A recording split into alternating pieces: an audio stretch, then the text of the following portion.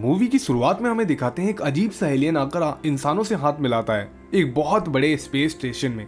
यह इंसानों के लिए एक बहुत बड़ी जीत थी, क्योंकि इंसानों ने एक बहुत बड़ा स्पेस स्टेशन बना लिया था स्पेस में, जहां पे ब्रह्मांड के सैकड़ों ग्रहों के लोग आकर आपस में मीटिंग किया करते थे और मिला करते थे। ये एक बहुत ही एडवांस्ड स्पेस स्टेशन था और ये इंसानियत के लिए एक बहुत बड़ी जीत थी। वहीं दूसरी ओर दिखाते हमें एक ऐसा ग्रह जहां के लोग बिल्कुल अवतार के क्रिएचर की तरह लगते थे। यहाँ के लोगों के पास एक बहुत ही बड़ी खासियत थी, इनके पास एक ऐसा जीव था जिसको जो भी खिलाओ वो उसी चीज की पोटी करने लगता था। हाँ दोस्तों, आपने सही सुना, अगर उसको ये लोग सोना खिलाते तो वो सोने की पोटी करता, और अगर चांदी खिलाते तो चांदी की। लेकिन ये लोग उसको सोना या चांदी जैसी आम धातुएं नहीं खिलाते थे, बल्कि ये तो खिलाते थे अनंत मोती, जो कि इनके ग्रह की मशहूर चीज थी।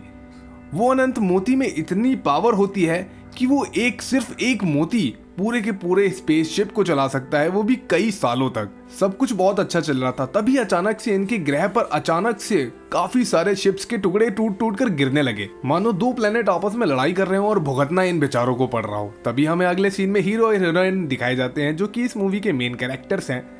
ये हकीकत में इंसान है और इनका काम है जगह जगह पर जाकर होने वाली गड़बड़ियों को सुधारना। ये दोनों ही सैकड़ों सालों से पृथ्वी पर नहीं गए, इनकी बस एक ही ख्वाहिश है कि असलियत का बीच देखना। तभी लड़के को अचानक से एक तरंग महसूस होती है, एक ऐसी वेव जो कि उसको उन्हीं क्रिएचर की तरह दिखाती है, उन्हीं क्रिएचर की ओर इशारा करती है। लड़का लड़की से बताने की कोशिश करता है, लेकिन लड़की उसकी बात को मजाक में लेकर टाल देती है और वो सोचती है ये सिर्फ लड़के का वहम है। तभी ये दोनों अपने अगले मिशन की जगह पर पहुंच जाते हैं। यहाँ पर लड़के का काम सिर्फ इतना था, एक वर्चुअल दुनिया में जाकर, जो कि हकीकत में एग्जिस्ट ही नहीं करती, वहां जाकर उस अनंत मोती को लेकर आना, जिसके बारे में पूरी की पूरी दुनिया में अफवाह फैली हुई है। लड़का उसी चीज के बारे में लड़की को बताता है तो लड़की उसकी बात को मजाक में टाल देती है, लेकिन किसे पता था कि ये तरंगे कुछ और ही कहना चाहती है। तभी हम देखते हैं कि लड़का एंटर करता है एक वर्चुअल सिटी में, इसी दूसरे ग्रह के, जहां पर वैसे देखने पे तो हर जगह सिर्फ रेत थी, लेकिन जैसे ही ये लोग ये ग्लासेस पहनते थे, ये हकीकत में करोड़ों दुकानों के बीच में आ जाते थे।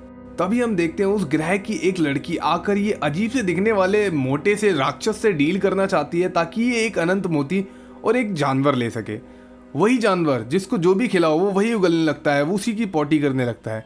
ऐसा सिर्फ एक ही ग्रह में होता है। लेकिन जब इनके प्लेनेट पे शिप का क्रैश हुआ था, उसके बाद इन्होंने अपने सारे मोती और साथ ही वो जीव जो कि खाते के साथ ही उसी चीज को उगलने लगता है जो कि उसने खाई हो, इन सभी को खो दिया था। लेकिन अफवाहों की माने तो पता चला है कि इस ग्रह में, जहां पर यह वर्चुअल बाजार लगता है, जहां करोड़ों अरबों दुकानें हैं, यहां पर एक जीव अभी भी जिंदा है और उसी की तलाश में पूरी दुनिया के लोग यहां पर आए हुए हैं, ताकि वो उस जीव को ले सके और उससे जो चाहे उगलवा सके या बेसिकली पोटी करा सके। तभी भाई हमारा हीरो जाता है और उस जानवर को, उस जीव को छीन लेता है उस मोटे से राक्षस से, और फिर वो बचते बचते भागने लगता है। लेकिन तभी अचानक से उसके हाथ में पहनी हुई वो मशीन खराब हो जाती है, जिसकी वजह से वो छुपा हुआ होता है। अब वो सारे सोल्जर्स की नजर में आ चुका था, सिक्योरिटी उसको पकड़ने के लिए सारे के सारे हथकंडे अपना चुकी थी। तभी एकदम से लड़की आती है और उसके हाथ की वो मशीन को खोल देती है और लड़के को वहां से लेकर निकल जाती है। लेकिन अभी यहाँ बात खत्म नहीं हुई थी, क्योंकि उस मोटे राक्षस ने अपने पालतू हंटिंग बीस्ट को इनके पीछे लगा दिया था, और ये आसानी से इतनी मरने वाला भी नहीं था। इसके ऊपर इतनी सारी गोलियों के वार करने के बाद भी ऐसा कुछ खास फर्क नहीं पड़ा। तभी लड़का और लड़की समझ जाते हैं कि इसको गोलियों से मारना लगभग इम्पॉसिबल है, और तभी वो अपने शिप को कमांड देते हैं कि वो उनको आकर बचा ले, और वो सक्सेसफुली अपने शिप के ऊपर चढ़ जाते हैं। लेकिन साथ साथ वो राक्षस भी इनकी शिप के ऊपर आ जाता है, जिसके बारे में लड़के को पता लग जाता है। फिर अगले ही सीन में हम देखते हैं लड़की उस जीव को सामने से देखती है, बिल्कुल पास से, और वो उसे प्रिजर्व कर देती है एक ऐसे सेफ्टी टैक्टिकल गियर में जहां पर वो एकदम फ्रेश और हेल्दी हो जाएगा। तभी लड़का उस राक्षस से जैसे तैसे छुटकारा पा लेता है अपनी स्पीड बढ़ाकर। फिर ये लड़का उस प्लेनेट के बारे में सर्च करने लगता है, जिस प्लेनेट के बारे में उसको तरंगे आई थी और जहां का ये क्रिएचर था। अब इतना तो यकीन हो चुका था कि अगर ये जीव एग्जिस्ट करता है तो वो प्लेनेट भी एग्जिस्ट करता होगा, लेकिन लड़के के कंप्यूटर में उसको एक्सेस नहीं मिला। तभी उसने अपने सीनियर से इस बारे में बात करी, लेकिन जब सीनियर ने इसकी कोशिश करी तो सीनियर को भी उसका एक्सेस नहीं मिला। इन लोगों को शक हो गया था कि शायद इनमें से ही कोई गद्दार है जिसने कि उस प्लेनेट को उड़ाकर उसका सारा डेटा इरेज कर दिया था, लेकिन अभी तक ये क्लियर नहीं था कि आखिरकार ये किया किसने। तभी उसका सीनियर अपने सीनियर से बात करता है और एक्सेस मांगता है। काफ़ी जद्दोजहद के बाद उसे आखिरकार उस कंप्यूटर का एक्सेस मिल जाता है, जिसमें वो प्लेनेट की फाइल्स को पढ़ता है। तब उन्हें पता लगता है कि इन्हीं के बीच एक गद्दार छुपा हुआ है, लेकिन अभी तक ये लोग श्योर नहीं थे। तभी अचानक से हमला हो जाता है। उन अवतार जैसे क्रिएचरों ने इनके पूरे के पूरे बेस पर हमला कर दिया था और अजीब सी चिपचिपी लिक्विड जैसी चीज से इन सबको फ्रीज कर दिया था। हालांकि वो किसी को भी नुकसान नहीं पहुंचाना चाहते थे, वो सिर्फ सबको फ्रीज करके भाग जा रहे थे। तभी लड़के ने चालाकी से अपने मुंह से एक मशीनी मकड़ी निकाली और अपने पूरे के पूरे उस फ्रीज हुए कवच को चीर दिया, जिसके बाद वो बाहर निकला और उसने लड़की को भी बचा लिया और अपने साथ और भी कई लोगों को। तभी वो उन सारे जीवों को ट्रैक करता हुआ, शॉर्टकट लेता हुआ अपनी उस लड़की से कनेक्टेड उनके पीछे पीछे जाने लगा। लड़की उसको फोन पर रास्ता गाइड करती रही और वो उन सारे जीवों के पीछे पीछे भागता रहा, उनकी एक अजीब सी स्टार स्पेसशिप के पीछे। अब लड़के के साथ की लड़की घबरा रही थी क्योंकि इनके पास एक लिमिटेड रेंज तक ही कनेक्शन कर पाना संभव था। तभी लड़का अपने शिप को कमांड देता है और अपने शिप को अपने पास बुलाता है और फुल स्पीड में उस स्टार स्पेसशिप का पीछा करने लगता है। लड़की के बार बार मना करने पर भी अब वो अपनी शिप को पीछे नहीं लेता है, क्योंकि इस शिप के अंदर इन्हीं का जो सीनियर था उसको भी बचाना इनके लिए टॉप प्रायोरिटी थी। अब लड़की उसको काउंटडाउन और साथ ही रेंज के बारे में बताती है कि इस रेंज के बाहर अगर तुम चले जाओगे तो हम तुमसे कोऑर्डिनेट नहीं कर पाएंगे। पर लड़का उसे नजरअंदाज करते हुए उस छोटे से स्टारशिप के पीछे चला जाता है। लड़की काउंट शुरू करती है और उसके बाद एक समय ऐसा आता है जब लड़की का लड़के से कनेक्शन टूट जाता है और अब इन सबको लग रहा है कि इन्होंने उस लड़के को, उस सोल्जर को खो दिया है। फिर लड़की खुद लड़के को बचाने जाना चाहती है, लेकिन उनका सीनियर ऐसा नहीं होने देता है। वो लड़की को एक ऐसी जेल में बंद करने को बोलता है जहां से निकलना बिल्कुल असंभव था। लेकिन तभी लड़की अपना दिमाग लगाती है और दोनों सोल्जर्स को बुरी तरह मारती है और वहां से भाग निकलती है। तभी लड़की को एक सीक्रेट पता लगता है कि वो एक जाइंट से मॉन्स्टर के सर से अगर जेलीफिश ले ले और उस जेलीफिश को अपने सर पे लगा ले तो उसे पता लग सकता है लड़का एग्जैक्ट कहाँ पर है। ये सुनने में थोड़ा अजीब है, लेकिन ये प्रैक्टिकली पॉसिबल है और वो चीज़ इसे ये 3 क्रिएचर बताते हैं जो कि इसी बेस में रहते हैं। तब तक सीनियर को भी पूरी फाइल का एक्सेस मिल चुका था और इसको पता लग जाता है कि इन्हीं का सीनियर है जो कि गद्दारी कर रहा था, जिसने कि उस प्लेनेट को तबाह किया और उसके बाद उसका डेटा ही मिटा दिया। तभी लड़की को आखिरकार लड़का मिल जाता है, फिर वो उसको बचाती है और उसके बाद वो अजीब सी तितली जैसी दिखने वाली चीज को हाथ लगाती है। पर लड़के के मना करने से पहले ही वो उसे हाथ लगा चुकी थी, जिसके बाद पता लगता है कि वो हकीकत में कोई तितली या जीव नहीं बल्कि वो फिशिंग करने के लिए एक चारा था, जो कि एलियंस इस तरह से मछलियां पकड़ा करते थे। जैसी लड़की उस तितली जैसी दिखने वाली चीज को हाथ लगाती है, वो अचानक से ऊपर खींच ली जाती है एक एलियन के द्वारा। अब लड़का लड़की के पीछे पीछे उस जगह पर पहुंचता है जहां पर उस एलियन ने लड़की को खींचा था। तो वो एक एलियन सिटी में पहुंच जाता है जो कि बहुत ही गुस्सैल प्रजाति के एलियंस थे। ये लोग लड़की को एक तरह से खाना मानते हैं और वो अपने साथ ले जाकर महाराज के सामने पेश कराने के लिए बोलते हैं, लेकिन लड़की ना उनकी बात समझ पा रही थी और ना ही एलियन लड़की की। तभी लड़के की मुलाकात एक बबल नाम के एलियन से होती है जो कि किसी का भी रूप ले सकती है। वो एक बहुत ही अच्छी एलियन थी, लेकिन यहाँ पर आकर वो फंस चुकी थी।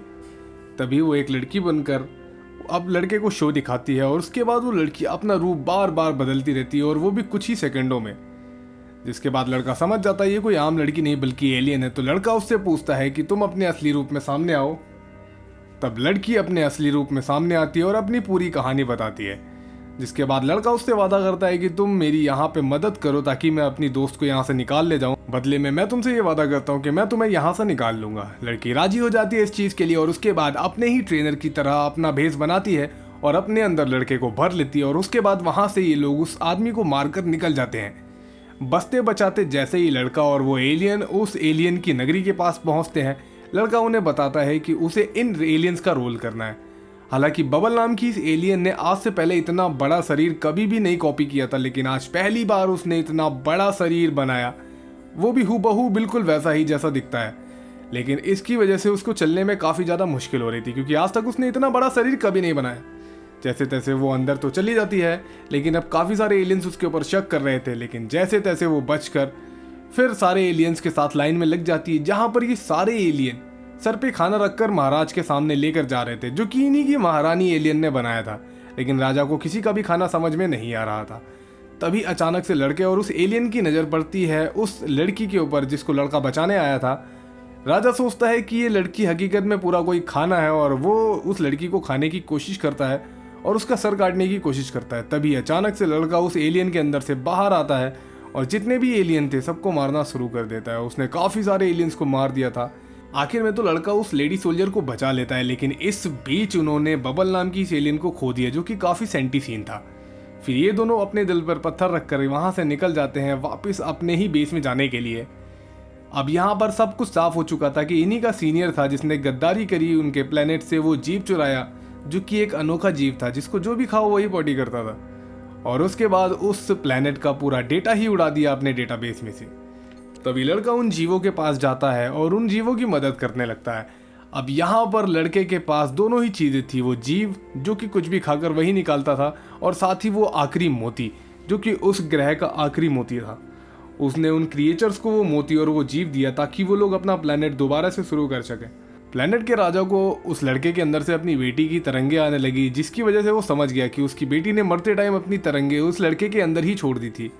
ऐसा करना इन प्लेनेट वासियों के लिए एक आम बात है, और ये प्लेनेट वासी इतना सब हो जाने के बाद भी इंसानों को बिल्कुल हार्म नहीं पहुंचाना चाहते थे। तभी लड़के को पता लगता है कि इसके सीनियर ने जिसने ये सब किया था वो उनके सामने है, तो वो सीनियर की जम के कुटाई कर देता है। उसके बाद ये सारे के सारे लोग और क्रिएचर अपने उस जीव के मुंह में अपना वो आखिरी मोती डालते हैं, जिसके बाद वो बहुत सारे मोती निकालता है, और उस मोतियों से इतनी ज़्यादा पावर प्रोड्यूस होती है जिसकी वजह से ये अजीब सी दिखने वाली मशीन एकदम से स्टार्ट हो जाती है, और ये ब्रह्मांड के एक ऐसे कोने पे पहुंच जाते हैं जहां पहुंचना लगभग असंभव था। और वहां पर ये लोग अपना प्लेनेट फिर से नई तरह से शुरू करने लग जाते हैं, जिसके बाद प्लेनेट का राजा इनसे थैंक यू कहता है और इनको एक मोती भी देता है। उसके बाद लड़की और लड़का उस प्लेनेट से निकल जाते हैं दूर एक प्लेनेट में, जहां पर उनके बेस के लोग कुछ ही क्षण में उनको बचाने के लिए आने वाले थे।